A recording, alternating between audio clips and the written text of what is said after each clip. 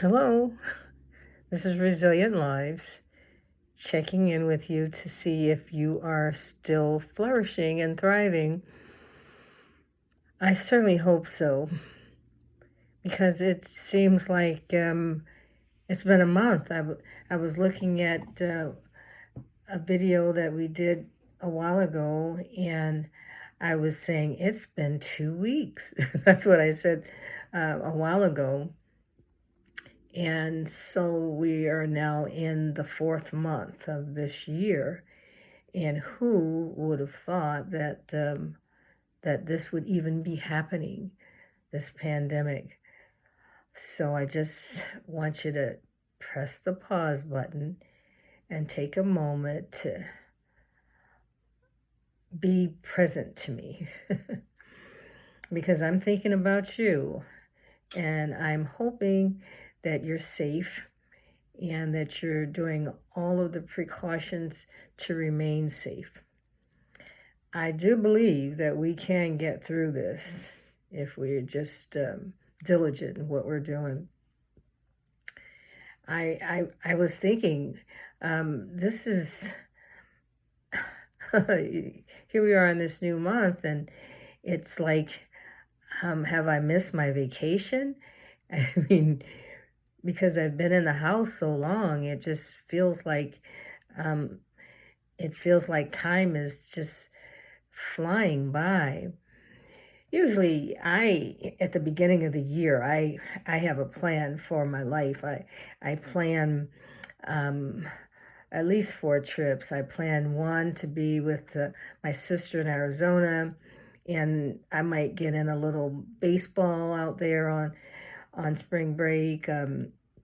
And we had another trip planned, and I then a couple trip, and then we were going to go visit my brothers. And I do this by planning my year to help me rhythm my life, so that I'll take quarterly breaks to press the pause button because things get really busy, and we do want to make sure we are living um, a healthy, stress-free life. That's what we were thinking actually before this pandemic. But it gets confusing when all of the plans that you had carefully and meticulously laid out and you'd saved up and and the joys that you were looking forward to being with family and and it doesn't happen. I mean, it's really not about the trip. Um, it's about the sudden change. Because where would I go right now? The world is closed. I mean, we cannot go any place. This is the first time that I can remember in my life that um, every country has been touched by this pandemic.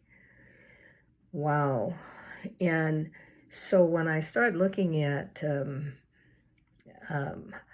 my emotions and how I'm feeling about this, sure, I was looking forward to. I had my bags packed mentally towards the good times, but how do we even deal with the frustrations of not being able to do the things that we planned we were going to do? Um, so today's topic is going to be about Plan B.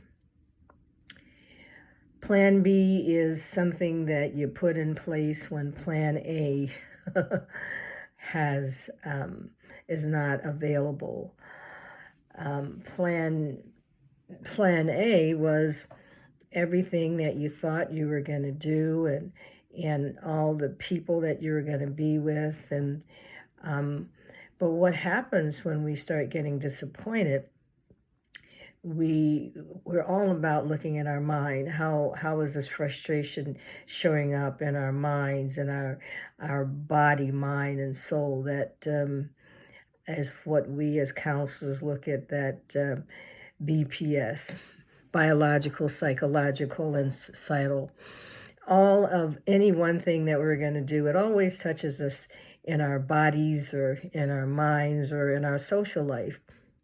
And sometimes we get a little frustrated even now because each one of those areas right now are being impacted. I did a little yoga this morning to try and deal with my stress. I don't know if my back's real happy about it, but I did do it. But psychologically, I mean, I was ready to just get out of here today. I thought I just want to go out. And I looked out the window during one of my yoga poses and it's snowing. And I thought, are you kidding me? So the next step was to look at how it's impacting us and our community wise. And so that's what we're doing now. At least we can touch base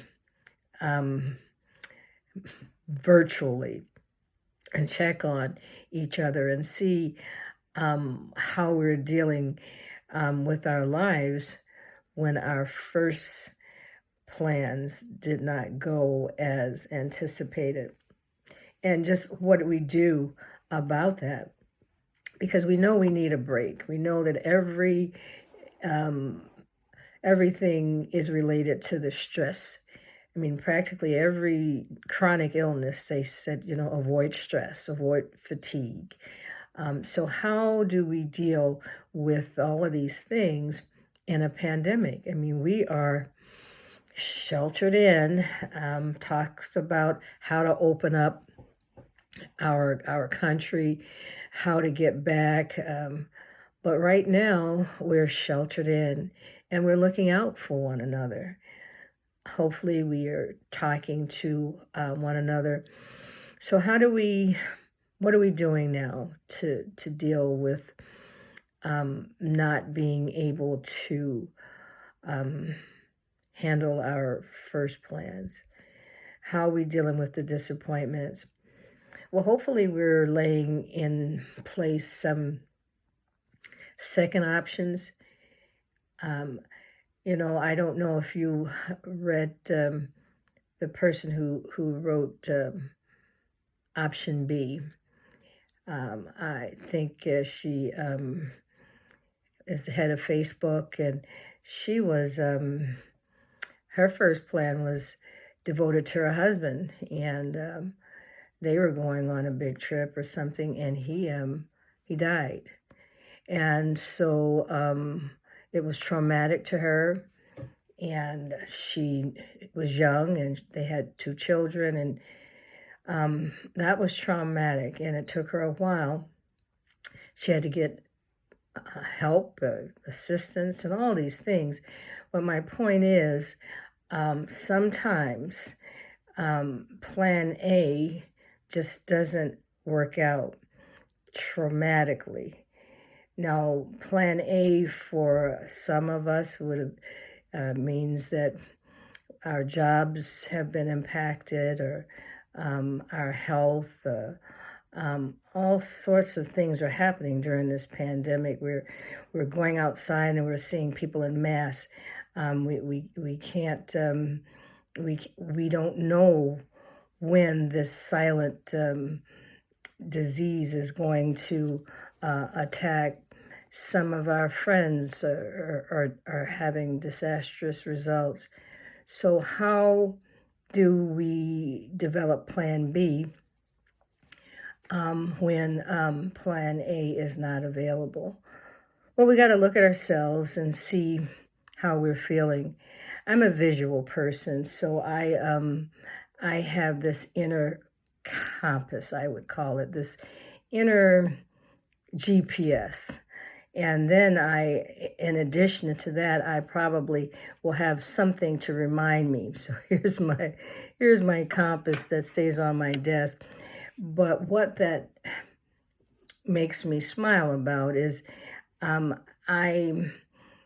always have that inner antenna going up. How am I feeling? What's going on? And when I feel distracted or feel rattled, or when I feel anything is not my norm, I pause to try and see what the feeling is. Um, I'm hoping that I can pull it towards a positive frame of mind, although I'm not perfect. And but we know that the positive is going to bring me to the light. And so if I'm not feeling positive, then I want to do something um, that's going to bring me joy. Um, things on my spiritual fitness wheel would be nature. Of course, I opened the door and it was snowing, so I said, "That's not going to work today." But whatever it is that's going to bring me to a happier place. Storytelling.